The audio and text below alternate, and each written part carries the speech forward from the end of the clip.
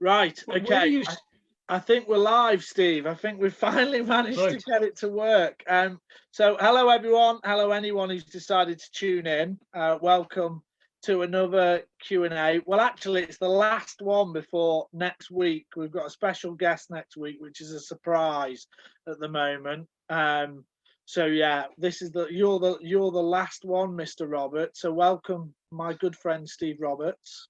Thanks for joining us. So you've got somebody special next week, which obviously I'm not. This is the last dog's body we're having, and next week we're having somebody good. Oh God, yeah, that's kind of it. Well put, Jimmy. Make me feel good. Well, you know what I think. Well, I should have introduced you as the Welsh Wizard anyway. That's how I should have introduced you. Can I just say, Jim, your bandwidth is low. I know my bandwidth's low. It's telling me on my computer. Well, if it completely cuts out like it did the other day with Ed Druitt, you'll have to carry on talking and wait for me to log back in. Then Jimmy's bandwidth is low, it says. Right. Well, let's start. Steve, I told you this. I always start the same way. So, tell us a bit about. Well, I'll tell people a bit about what you get up to. Anyone who's just tuned in. So you are a nest. I always call you a nest finder extraordinaire. That's why I call you the Welsh Wizard, and a tree climbing extraordinaire. But you're obviously heavily involved in monitoring loads of different species. Being obviously on Raptor Aid's Facebook page, we're going to talk about raptors. But I will give you a bit of free license to talk about other birds if you want. If you go. Even though you're not interested in them remotely. Hawk food.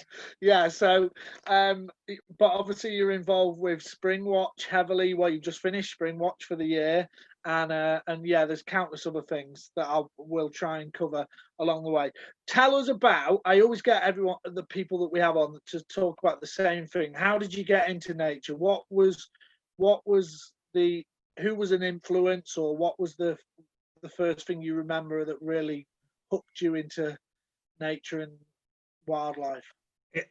I don't know for sure what was the stimulus originally, but my father, who died when I was very, very young, had an aviary, kept budgerigars, and he died when I was just 4. But I can still remember going into the aviary with him and all the budgies flying around. Whether that was an influence, I don't know, but I always had an interest in birds, and particularly in finding nests. And like most youngsters, we would go off up the mountain or around the lanes looking for birds' nests. And from an early age, unlike all the others, I never wanted to collect any eggs. And I think probably unusually amongst most people of my vintage now, through all my life, even as a youngster, I didn't start by collecting eggs like many did. Never collected an egg in my life. And I always sort of think I realized quite early on that when you find a nest, the bird itself for a short period of its life is sort of captive. It's got to keep coming back to its nest. And I realized that if you just left the nest as it was, you could have opportunities to watch that bird in a way that you couldn't normally. They tend to be things that are a bit skittish, don't they, and fly off. So things like that sort of stimulated me to start with. And then probably when I was about 11 or 12, I met somebody called Bert Hamer, who was the secretary of what was then the Pontypool Ornithological Society, which then grew to be the Monmouthshire Ornithological Society, and then ended up as the Gwent Ornithological Society, and he was a big influence on my interest in birds. Probably the major influence from about 11 years of age onwards. I can remember I met him because, like a lot of kids, we'd all gone to some wood somewhere looking for sort of sparrowhawk nests, which would have been quite rare when I was, in the early 60s because of pesticides. And our method of finding nests in those days was throwing sticks up, and if you saw a bunch of sticks up a tree, you threw as many things at it as you could see anything on it. And all these sticks were raining down on the ground. And after about 5 minutes, right underneath this squirrel's tray that we were throwing things at, a duck took off its nest, with about 7 or 8 eggs in a mallard. Well, we never seen anything like it, eggs that big. So the lady whose farm we were on took me to meet Bert Hamer to tell him about my fantastic find of a mallard's nest. And he sort of took me under his wing then. Oh, brilliant. Okay. And did that carry on? Wow, I didn't realize you've been finding nests for so long. I'm not saying you're old, by the way. But that's carried on then? Because obviously you went to school and ended up becoming a teacher. That was your profession. Were you still doing it then when you were teaching? Yes. I've always. They went through a period where I did very little, which when I went to art college, and obviously it was all sex and drugs and rock and roll, wasn't it? And so and flower power and peace and love and all that. And I like most people in their late teens, and early 20s, I certainly wasn't going off bird nesting, though I still did a bit of it. I sneaked off and did a little bit, but it did go in abeyance then. But as soon as I settled down and got on with my life, it all came back. And in actual fact, if I'm honest, I think it's grown and grown and grown as I've got older and older. And I'm probably more passionate about it now than any time in my life. It's just, and long may that continue. Absolutely. I hope that I will shuffle off my mortal coil, desperately looking for yet another nest that I've been trying hard to find. Brilliant. So, what in the early days? What were the species when you got into it? So Bert took you under his wing. What were the species that you really wanted to see? Because I know from talking to you outside of this now, I know the things that make you get excited and the sort of things you're into. But in the early days, what species were you really interested in? Obviously, you mentioned sparrowhawks were rare in the 60s. Was there anything that was a real coup? Well, birds of prey were in a parlous state then because of pesticide poisoning. So even birds that we consider common now were quite scarce. Yeah. And I can remember being taken, we didn't have any means to get it anywhere, but the Ornithological Society, when they used to go on trips somewhere, you'd have to cycle across the bird's house and a convoy of cars would go off, you'd squeeze in. And I got to go to places as a youngster that I'd never imagined. I didn't know they existed. And I went to a place called Oak Lane in Llanellan, which is, I was there last night looking for nightjars. And it's only a few miles from here. But when I was a young lad in Sebastopol, it was like going to Africa or something. When they took me to this Oak Lane and I got out of the car in this amazing environment and off I disappeared with my friend, Frank Schillerman, and we went bird nesting.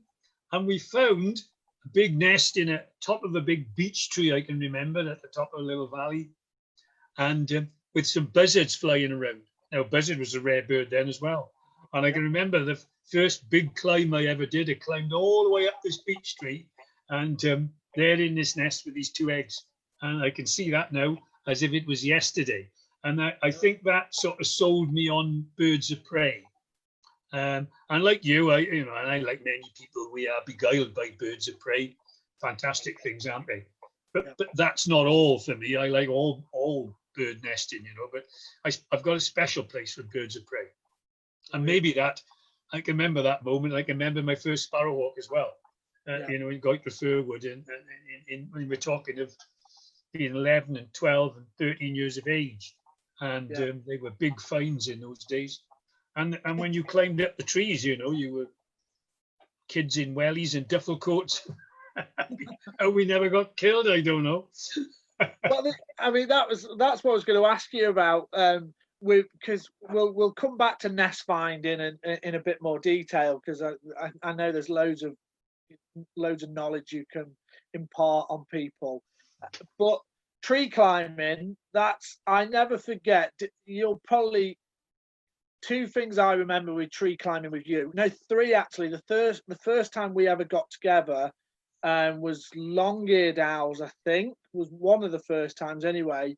And you yeah, you climbed the tree opposite the nest, and I made the stupid mistake. We didn't really know each other then, and I made the stupid mistake of questioning the great Steve Roberts as to why he was climbing the tree opposite the long-eared owl nest. But I think you quickly shot me down, from what I remember. Then a hobby nest at Newent that time, and I remember I was really ill, and I was sat at the bottom of the tree, and I've never seen anyone climb a tree so fast in all my life. Like, I think I looked down and then looked up, and you were already up there at the top, and it wasn't high, super high.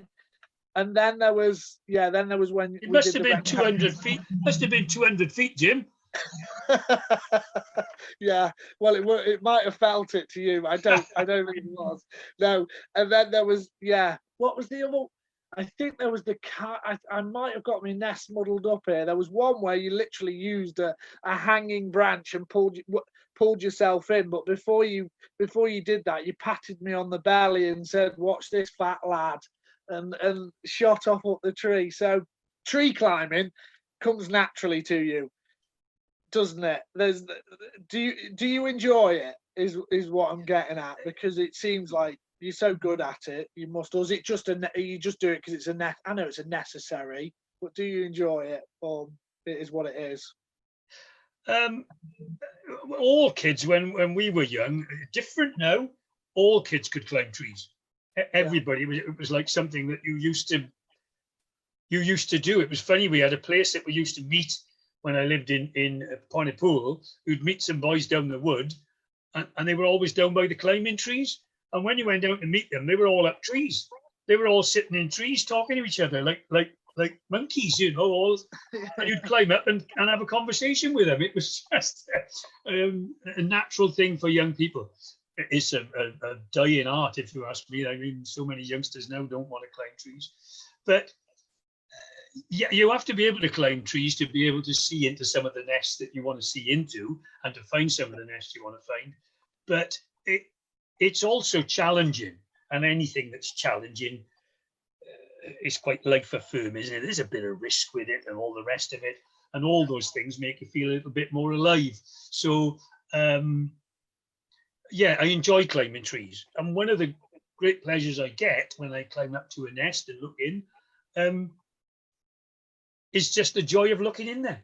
But climbing up a big tree and look down at all the people on the ground who are waiting for the chicks to come down or waiting to be told what's in there. And I'm thinking, my reward for all my effort is I'm looking in there and seeing that lovely bowl with leaves in it and eggs in it. And then you can look around and see what view the birds had. It's a bit special, yeah. So I do like climbing trees. And I like to think I haven't come across one yet that by hook or by crook, we haven't been able to get up. Some of them would have been a bit tricky, but we've always managed to get up them somehow. We haven't had to walk away defeated. Yeah, I always think back to when I was a bit younger, and we used to climb trees as kids. We had one oak tree in the middle of the village green, big thing, and we'd climb up that and not think anything of it. And then I carried that on into monitoring birds. But now I always laugh because I think I used to climb with nothing. I didn't use any ropes or anything, even when I did the first nests that I did. And now I wouldn't dream of it. And even I remember, if I can think back, I can think of the odd nest that I've done on a thin pine, and I've got the old disco leg, and I can't stop my legs shaking and I'm there going, pull yourself together. Do you I can't imagine the great Steve Roberts gets that anymore. It's just another tree, isn't it? So well, Jim, there are things that I think back on, like you just said, that makes the hairs on the back of my neck stand up. The stupidity of what we were doing. I can remember getting into a peregrine's nest when peregrines were still quite scarce. We used to do a lot of work with peregrines. And I can remember getting into a peregrine's nest and being lowered over a bit of an overhang, which I couldn't get past. with my mate's barber jacket, which was like, hang on, let me just shut that off. My mate's barber jacket. We were using it as a rope. He had the sleeve and I had the other sleeve, and I was hanging over there on the barber jacket to get into the nest. I can always remember another night I'd go into an eagle's nest. We were ringing eagles on Mull and climbing down with no ropes, no gear like that, climbing down into a nest there, which had a very tricky overhang, and it was wet. And I got in there and managed to lower myself in, couldn't get out. So I'm sitting there looking out over a massive sort of cliff, and in the end thinking we're going to have to get mountain rescuing or something.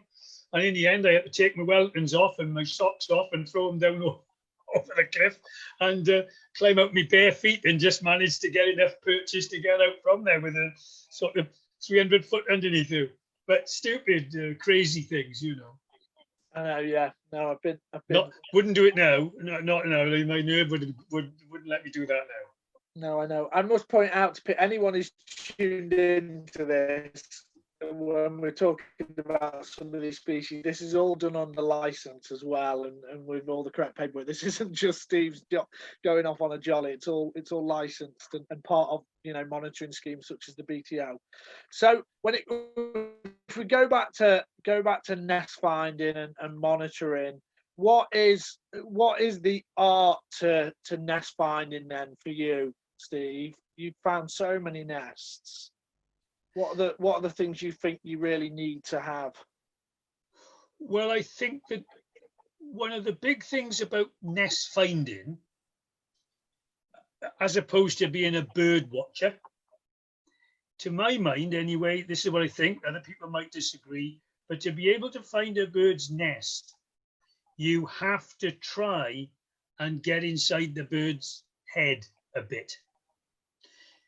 It doesn't want you to find its nest. Wherever they put it, they either put it well hidden, or it's in a difficult place to reach, or whatever.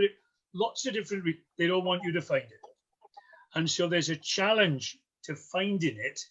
And to do that, you have to try and interpret what that bird's behavior is.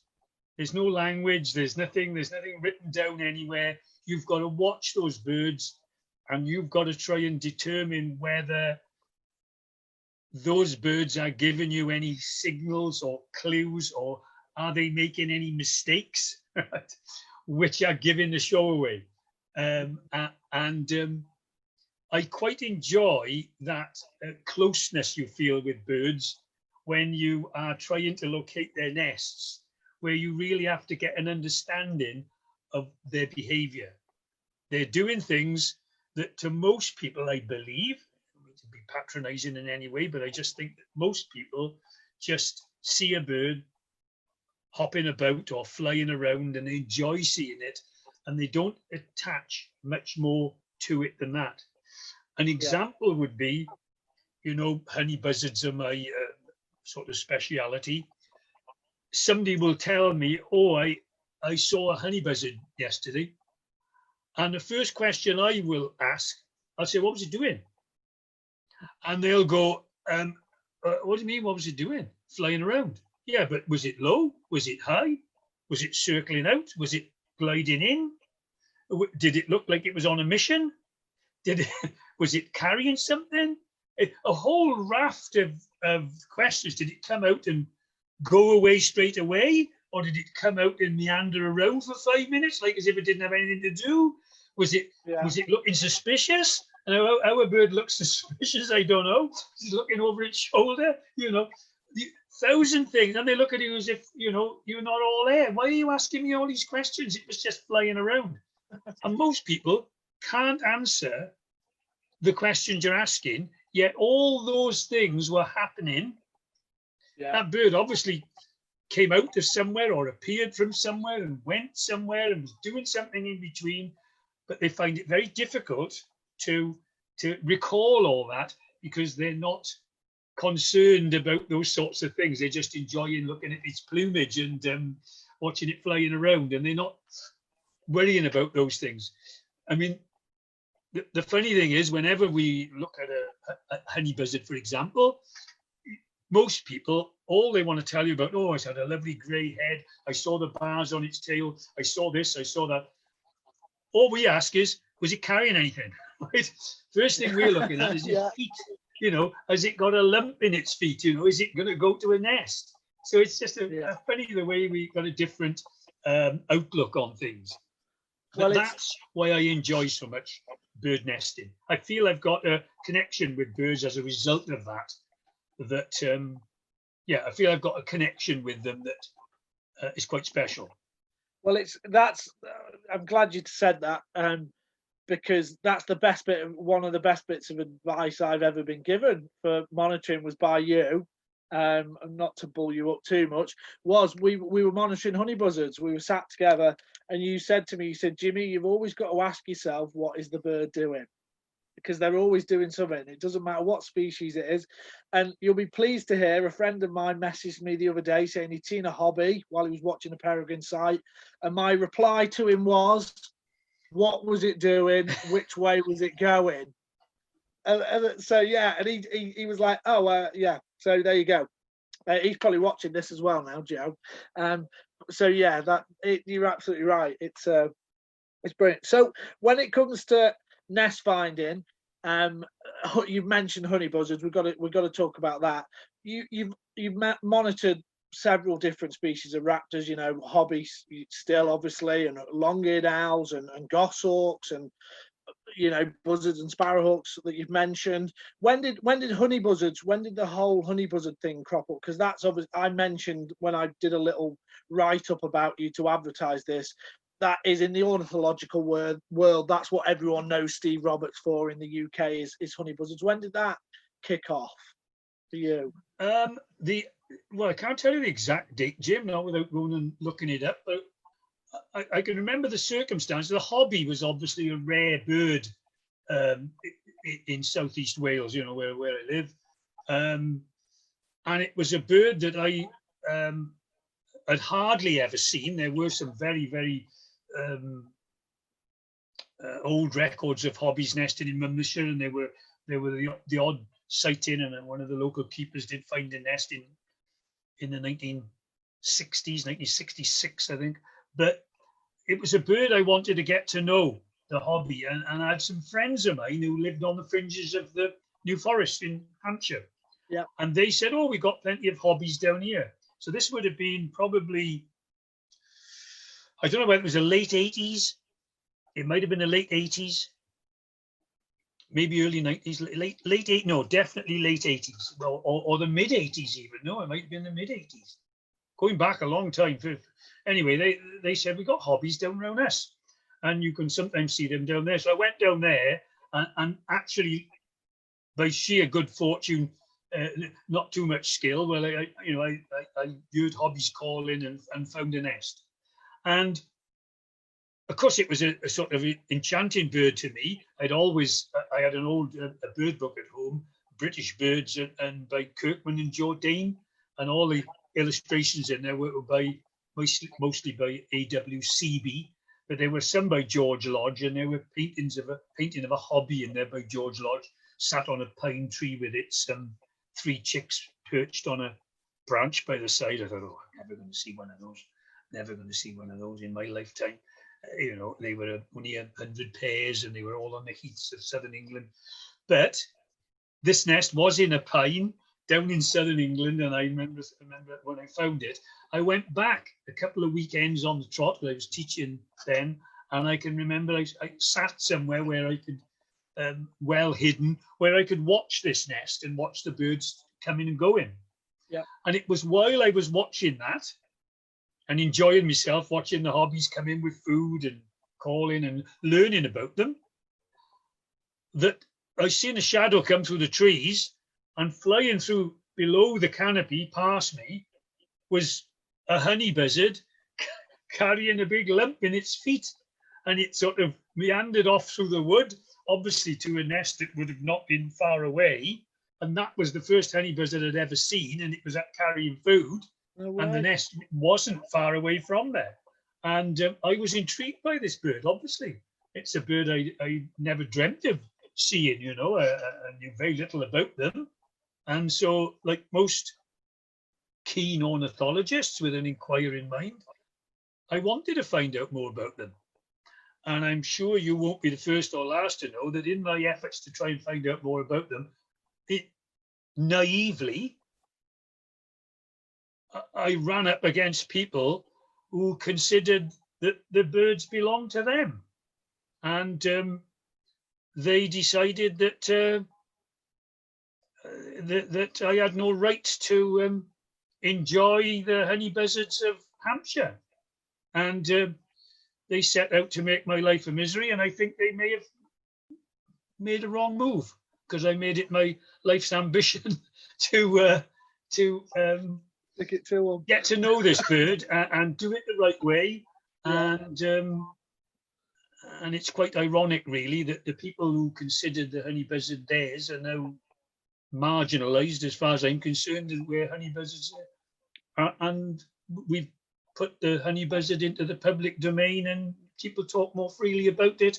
And importantly, we understand more about it in a way that you can use for conservation purposes, rather than keeping it all to yourself and being selfish about it. And that could never be more important than it is now, with the developments that are going on. Examples would be the wind farm developments, which are directly impacting honey buzzard nest sites. And we're fortunate that we have a whole wealth of knowledge that we can bring to bear when we're advising developers about the impact of, or how to lessen the impact and how to mitigate for the developments that are going to take place with honey buzzards. And that's only because of 35 years of studying them and not cutting it all up for myself, but publishing it so that anybody can read it and understand something about them. And I don't think that happened in the New Forest for the previous 30 years. And I mean, to most people, the honey buzzard is probably one of the most elusive birds of prey in the country. Just touch on then some of the stuff you've done. Mention about, because obviously with your studies, you've done such things as putting cameras on nests. I know you've had a lot of success with putting cameras on nests and colouring in birds and identifying, different pairs, different individuals of birds. So what sort of stuff have you tried to find out over the years with them? Well, from the studies that myself and others, it's not just me, lots of people input into this. Just because my name's at the front of it doesn't mean to say lots and lots of people haven't contributed, and lots have. Probably one of the major things that initially we're discovering is the places that honey buzzard were breeding. They were always considered a bird of the southern woodlands, the New Forest is the obvious place, in Sussex and Surrey. But being able to establish that honey buzzards are breeding the length and breadth of the UK in tiny numbers, but up to 500 metres, coniferous forestry plantations, broadleaf woodlands, Scotland, Wales, Norfolk, Dorset, all over. There wasn't any sort of geographical or topographical limit to where they could be. So that meant that potentially they could be anywhere. So that opened up a lot of potential for people to find honey buzzards. They could find them practically anywhere. There's a possibility of that. So that was a good thing. And people did start finding them in rather strange places. The second thing is we were colouring in them for a long time to try and learn something about them, and by identifying individuals, and that wasn't working because, you could put a colouring and you'd never see it again. Yeah. And with the advent of these little cameras, and they're not anything special. They're the cameras you take on holiday with you. They're a camcorder. Forestry Commission in Wales kindly bought us one, and so did they buy us one at Alice Holt in England. They bought us a camera as well. And all we do is when we ring in, when we ring in at about 2.5 weeks, chicks are about 2.5 weeks old, so that the adult is still coming back to the nest frequently and staying on the nest for some length of time. Yeah. We fix a camera at the appropriate distance. We've got a longer life battery on them. We buy them, they're 50 quid or something. Well, I didn't buy them, the commission bought them. And they'll run for about 6 hours. So all you do is put the chicks back in the nest when you bring them, get all yourself organized, get the camera set up, I've got a little camouflage cover that goes on it, press play, and bugger off.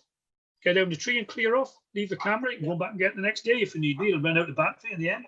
Yeah. But what was a revelation was how many adults breeding that had colorings on them.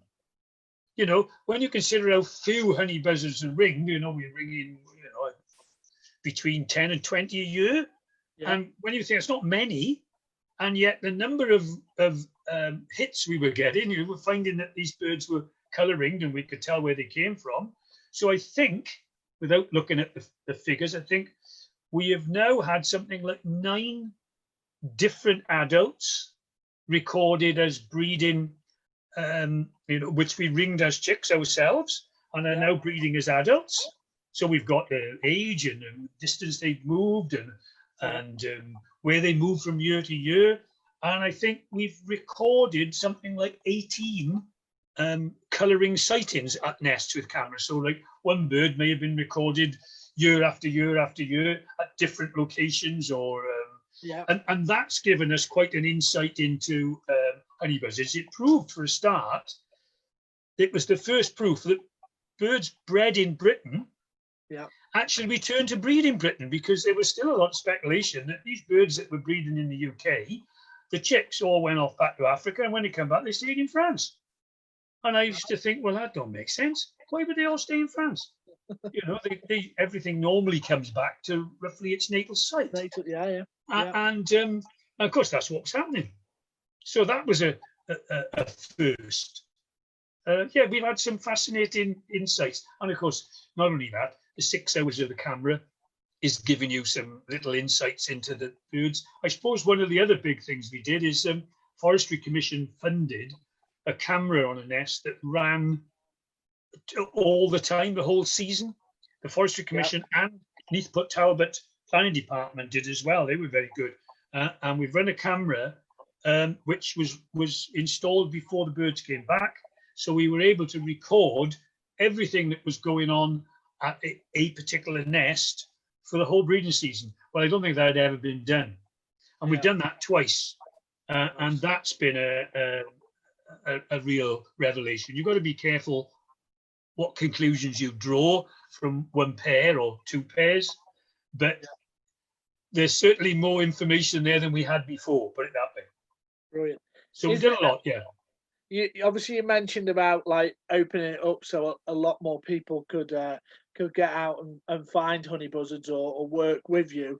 Is it true that Yolo Williams didn't even know what a honey buzzard was until he met Steve Roberts? Or was that just a vicious rumour? Well, he told me that they'd found the first honey buzzard in Wales, and when I went there, it was a goshawk.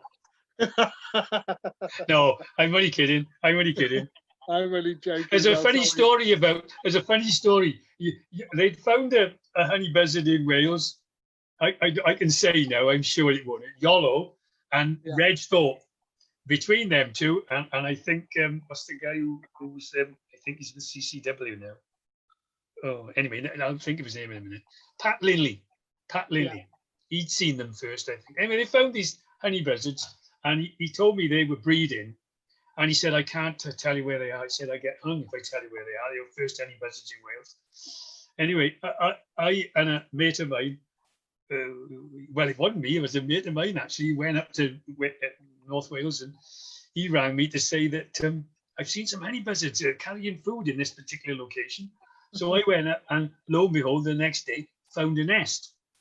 So I drops in to see Yolo. He was still working for RSPB at Newtown. I said, I got a honey buzzard nest, Yolo. And he said, oh, I said, is it the same one as yours? And he said, well, where is it? And I said, well, where's yours? And he said, well, you tell me yours first. And I go, no, you tell me yours first. That's how we were going. And so in the end, I said to him, well, what sort of tree's yours in? And he went, a Douglas fir. I said, well, mine's in a Sitka spruce. So they ain't the same nests. Anyway, it turns out y'all always crap at trees, right? So his nest, it was in a Douglas fir, was in a western hemlock. Anyway, but nevertheless, so we sort of swapped nests in, and so we got, and that's how I got sort of involved with Yolo and so on, working with those. I've known Yolo for years before, but that's how we got involved with starting off in the honeys in Wales. So that is a vicious rumor that I've just made up. Sorry, Yolo. Someone has just asked a question. What is the honey buzzard population in Wales at the moment? I get asked that question. How many honey buzzards are there in the UK or Wales? I really don't know. I don't know. And if I said anything, it would be conjuring it out of the air. All I will say is that the published figures, I think, for breeding honey buzzards, confirmed breeding honey buzzards in the UK, is something between 30 and 40 pairs, I think. The Rare Breeding Birds Report. Yeah. There's no doubt that there are many more than that undetected, but there's no doubt that there are many, many places that look exactly the same as every other place that honey buzzards are frequenting that don't have any honey buzzards for reasons I don't understand. Yeah. The best way I could make a stab at the number of honey buzzards in Wales, I think everywhere that we have found a nest in Wales, a separate pair of honey buzzards, separate breeding pair, even though it's not 100%, to my mind, from my experience of honey buzzards, if you found a pair breeding somewhere and they're not breeding there now, they're likely to be breeding somewhere near undetected. They're more likely to be breeding than not. So if we think of all the nests we've found in Wales over the years, separate pairs, there are something like 16 or 18 different breeding sites where honey buzzards are bred. And I would consider that would be a good starting point. Those numbers would be a good starting point for saying how many honeys there are in Wales. I'm sure many of those places that nobody is seeing honey buzzards now because nobody's looking, by and large, there are still honey buzzards there. Mm-hmm. Have you found with them as well, just something that's popped into my head while you were explaining that then, that when you find one pair, it's often a good chance that there may be another pair nearby. You'll find another pair because they attract each other, or not so. Well, I mean, where we've had some honey buzzard populations, yes, some honey buzzard populations. I mean, I think of the sort of in Glamorgan, we had sort of 4 or 5 pairs at one time in Glamorgan, all in one sort of roughly in one valley. And there were always spare birds kicking about. You know, you'd always have unmated birds who were trying to solicit females and things like that. So, and we've actually got a pair of honeys now nesting in Glamorgan, and there's a spare male there. And I can't think it's any coincidence that he happens to set up his territory right opposite where there's a breeding pair. Now, it could be that it's the only female around and he's going to do his level best to sort of solicit her. I don't know. It's because he hasn't got a female of his own. I know. Well, he hasn't. Last time I looked, he didn't have one. But there are plenty of other places where there are honey buzzards and they appear to be, from our observations, the only ones that are there. Because what we all often say is if a honey buzzard circles up in the sky, a male, and all of a sudden he starts wing clapping. If he's breeding, he's got a mate and she's sitting on eggs or they've got chicks, and he starts wing clapping vigorously, which they sometimes will, our feeling is it's usually because you can see another one a long way off. You know, like he might be 4 miles away, across 5 miles away, you can see one wing clapping in the distance and it'll spark him off. And we have confirmed that a few times where if we see a bird wing clapping, we'll say, if there's more than one of us, we'll say to the other one, start looking around. See if you can't see, you know, down the valley or over the next hill, if you can't see one over there somewhere with a telescope. And often you will, well, often enough, we've seen another bird and that's what sparked him off, Brilliant, interesting. Okay, so we've talked about nests, finding nests, and cameras, which is a good, and we've mentioned YOLO, which is a good segue into Springwatch. I mentioned it on, I did a little write up, as I say, to introduce you. And I mentioned you're pretty much the main. I know there's other people in the team, but you are the sort of chief nest finder in many ways on Springwatch. How did that come about then? How did you end up landing the job of making well, Springwatch work? I have to say, all the time I've been working for them, I had my own title, Nest Finder, and I was one of the few people that had one title all to myself. Because the outdoor camera team, there's 6 in there, and the production team, I got 4 in there. I used to have my own little slot, but for some reason this year I've got lumped at the end of the outdoor camera team. I've lost my status, but it started off because of YOLO. I mean, YOLO was doing work with the Springwatch team when they were at Annecia, so we're going back about, I don't know, 12 years. They were at Annecia, and they needed a tree climber. And because obviously all the cameras that are in trees, somebody's got to climb the tree and put the camera up there. And he recommended, I got a good mate who can climb trees. So I went up there, and they were going to pay me for a day's pay, to climb up and put these cameras up a tree. But of course, once the camera's up, they seem to take an enormous amount of time faffing around with wires and computers and screens, making sure it's all running right. Well, I mooched off and found a blackcap's nest and a willow warbler's nest or whatever. And when I came back to see if everything was all right, or did the camera need something else doing to it, they said, "Oh no, it's all fine." And then I said, "Oh, I found a blackcap and a willow warbler and something other. If you're interested." Oh, how do you find those? I said, "Oh, I like finding nests." I went up and found a few nests. Oh, I couldn't find a few more. So I ended up having a few extra days finding nests. And of course, once they started realizing that you could rack up a whole load of nests, which they needed, it escalated from there. It just snowballed. So, I became part of the team then as the nest finder, which suits me. I get to go to some real nice places looking for nests. I get paid for it, which is even, doing something I love. It can get a bit wearing in that it sounds quite glamorous. You can go to Minsmere, or you can go to Annecia or Cairngorms nesting.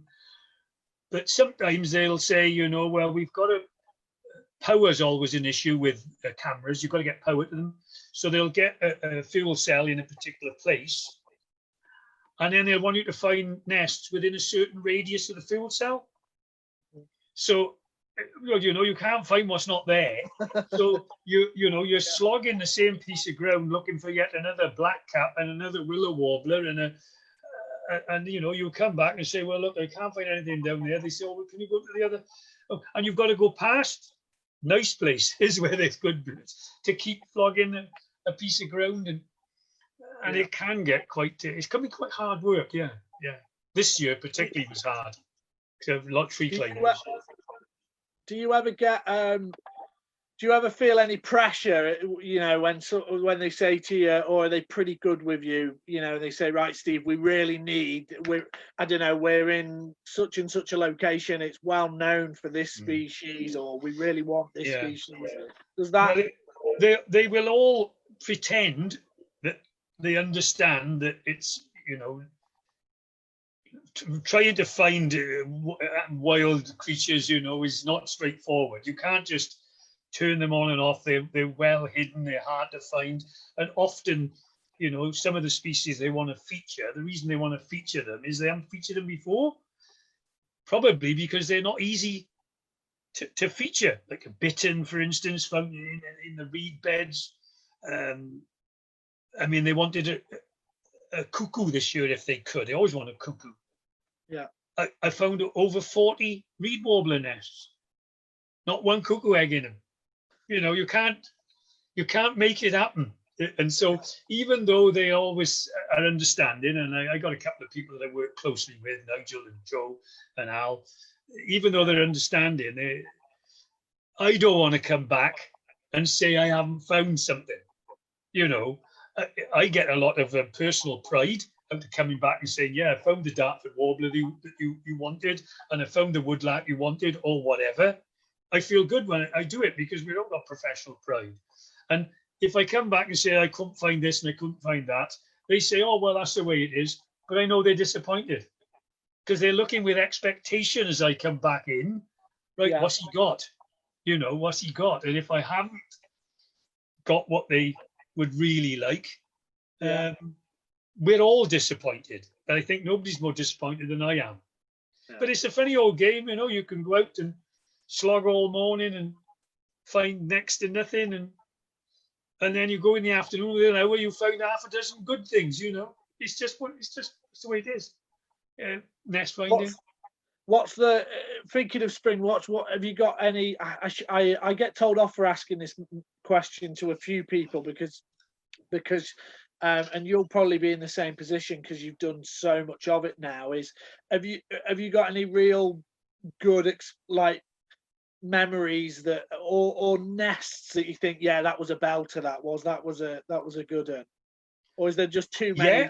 Yeah, I can tell you at Minsmere they wanted a Dartford warbler, and there weren't hardly any Dartford warblers on the Minsmere site, but there were a few out on the fringes. There was some heather out on the fringes, and I went there one morning and I heard one scold me just once. I don't think I saw it, but it scolded just once. And I went back for breakfast and I said, the only thing I can say is I got a Dartford warbler was chucking it down with rain. I said, I did hear a Dartford warbler on that path. And Nigel said, oh, a Dartford warbler would be great. It'd be great if we could do a Dartford warbler. So I put all my wet gear, there was nothing else to do. You know, I put all my wet gear on, you know, leggings, you name it, I had it on. You couldn't have had a more unlikely day to find anything worthwhile. Took me tapping stick, went off into the heather, started tapping. I'd only been tapping 5 minutes. And off went a Dartford warbler with 5 eggs, which they filmed through the whole lot through to fledging. And going back and telling them I'd found the Dartford, I was chuffed to beans. And I know we looked for a bittern. We had to have a bit of dispensation to go and look for a bittern. We had some sort of chap who was sort of some expert who was going to tell us how to go about it. They told us which bit of the reed bed we had to go in. We had a team of about 6 or 7, and we had to line up and then into this piece of reed bed, which they had seen the bittern going back and forth. This was the bit that they walked it through, all got out on the other side on the bunding, lined up again, walked back through, all got out the other side on the bunding, walked across a bit, all back through methodically. And we just got to the last sweep through, and it was a funny shape. It was a triangular shape, so I was in the widest end by then. And everybody was getting out on the bunding. They said, oh, we'll have to throw the towel in now. And I could see a little bit left that I hadn't been in. So I veered off and went off into this last bit. There's a bittern with 4 eggs, which was a real joy to be able to shout this over here. And ironically, when we got back and we told them where we found it, we were in the wrong piece. Not even where they said we had to look, so they didn't even know that nest was there. It was funny. Anyway, we filmed that and it was lovely. It worked lovely. So that was nice. Oh, excellent. My favourite is for Springwatch is the long-eared owls. They're lovely, yeah. Absolutely lovely. The loveliest, Jimmy, of all the owls.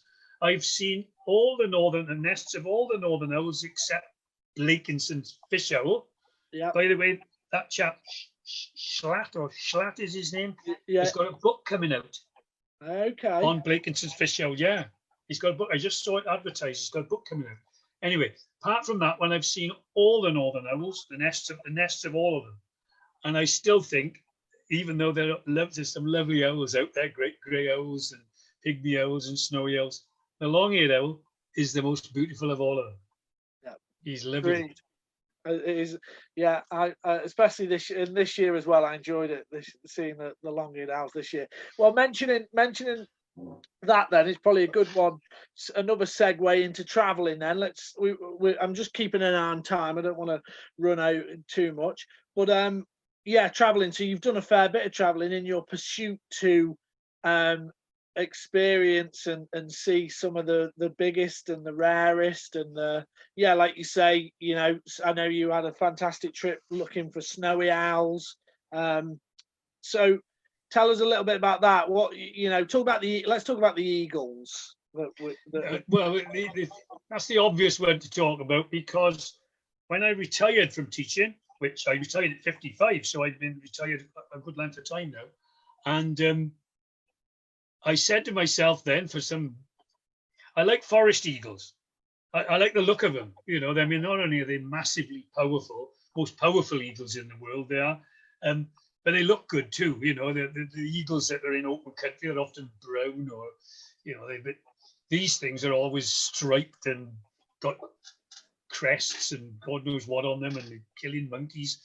Yeah, they're enchanting things. So I said to myself, I'll set myself a challenge to climb to the nest of the world's 3 giant forest eagles, which would have been the Harpy eagle in South America, the crowned eagle in Africa, and the Philippine eagle, obviously, in the Philippines. It used to be the monkey-eating eagle, but it changed the name when it made it the national bird, didn't they? Yeah. So I had 2 trips to try and fight to get to that Harpy eagle nest. Yeah. And the first trip was a bit of a feeler, really. It was a bit of a challenge. It's not for the faint-hearted, getting into the rainforests of Guyana.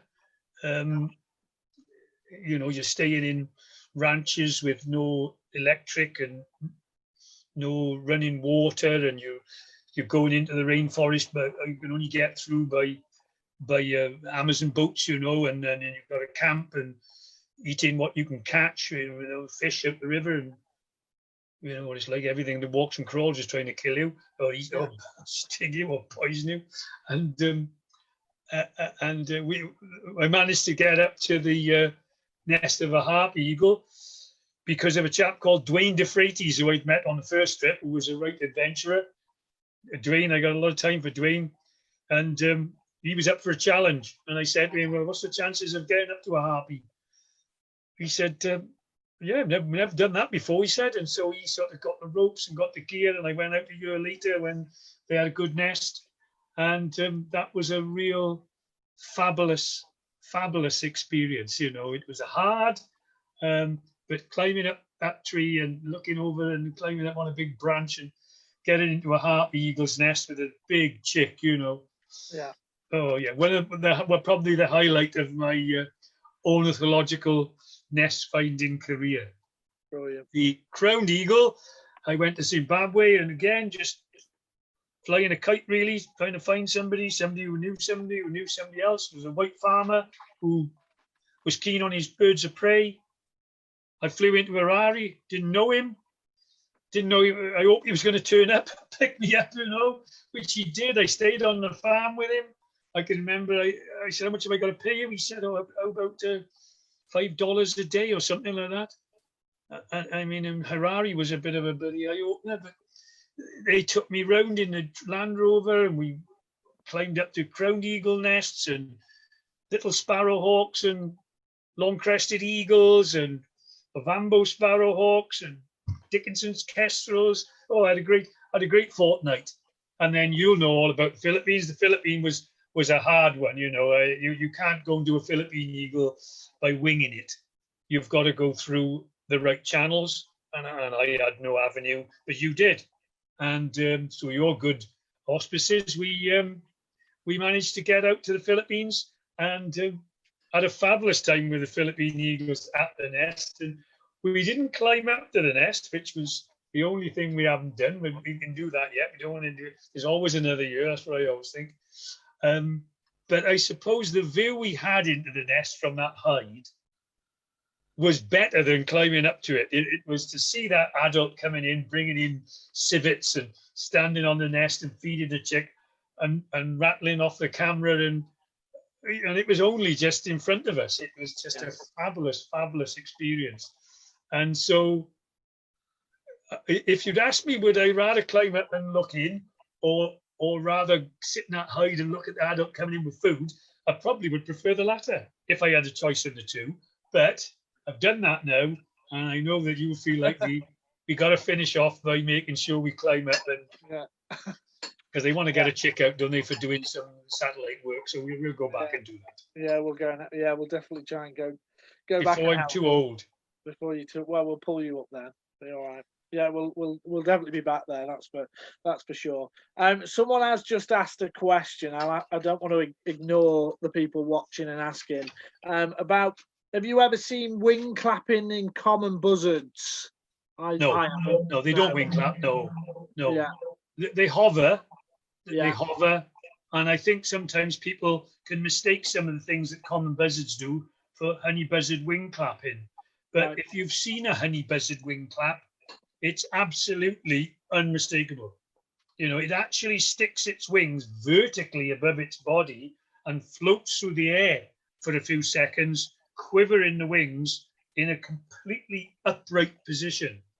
Most weird, and the bird is just floating for a few seconds before it picks up a head of steam and does it again. But once you've seen it, I mean, you'll go, Struth, look at that. And you'll know that you've not seen anything else do that. I know some people have seen buzzards, they think are wing clapping, but they're fair enough. There you go. That's answered your question. Right. I always finish with the same thing as well, or the same question. And you're pretty good at giving me pearls of wisdom. So if you were to give if there's any ornithologists, nest finders, naturalists watching this, Steve, whether it's to do with honey buzzards, it's the presidential phones going off again. If you'd give anyone one bit of advice, and it can't be the bit of advice we've already talked about always ask yourself what the bird's up to. What would you give for nest finders out there or people wanting to get into monitoring? That's not straightforward. That's not straightforward, Jim, is it? One piece of advice. Anything you've found that you think, yeah, that's really good. Well, if it wouldn't be advice. It's just an observation. I give an observation in that my good late friend Malcolm Cowlard, who was a fantastic bird nester, obviously he's dead now, but we were close friends. He was my big honey buzzard mate, and we were close friends. And we traveled. He came and did the Harpy Eagle with me and a few other things. What we used to say to each other all the time was, every day we woke up, we thanked our lucky stars that for whatever reason we were blessed with the interest that we have, our enthusiasm for nest finding, for nature, for the countryside, for the environment. Not everybody has it. Most people don't have it. And to have that enthusiasm that has lasted my whole life, so that I can't wait to get out of bed in the morning because I'm going to go and look for this or look for that. I can be excited going to bed in the evening because I know I'm going off looking for something in the morning. And I'm just as excited now at 67 as I was at 7, if you know what I mean. I'm just as excited about it now. We used to thank our lucky stars that we had that passion. We were lucky to have it. When I hear people say, oh, I don't know what I'm going to do when I retire, or I'm a bit bored, or they're washing the car on a Sunday, or you know what I mean, or I think we'll go shopping with the missus, whatever, I think, thank you, Lord, that I've got the passion that I've got. And if anybody else can conjure that up, it doesn't really matter if it's bird nesting or train spotting or stamp collecting, as long as you're passionate. I would say get yourself a real passion in life that motivates you. That's what I would say. Brilliant. Spot on. That's what we like to hear. Right. Okay. We've pretty much, well, we've just sneaked over the hour mark. So, yeah, we'll say our goodbyes and thank you. So thank you, Steve, for coming on. I've been looking forward to this one. I know I made that quip at the start about next week, but I have. Hey, it takes something for me to have to put up with you and technology. That's how keen Yeah, I was I was getting my temper up earlier on because you're trying to make out it was going to be easier than it was. It was only an update and a click on a link, but anyway, we'll not start that. No. Let's not fall out live. Anyway, right. Cheers, mate. Thank you very much. My pleasure, Jim. My pleasure. All the best.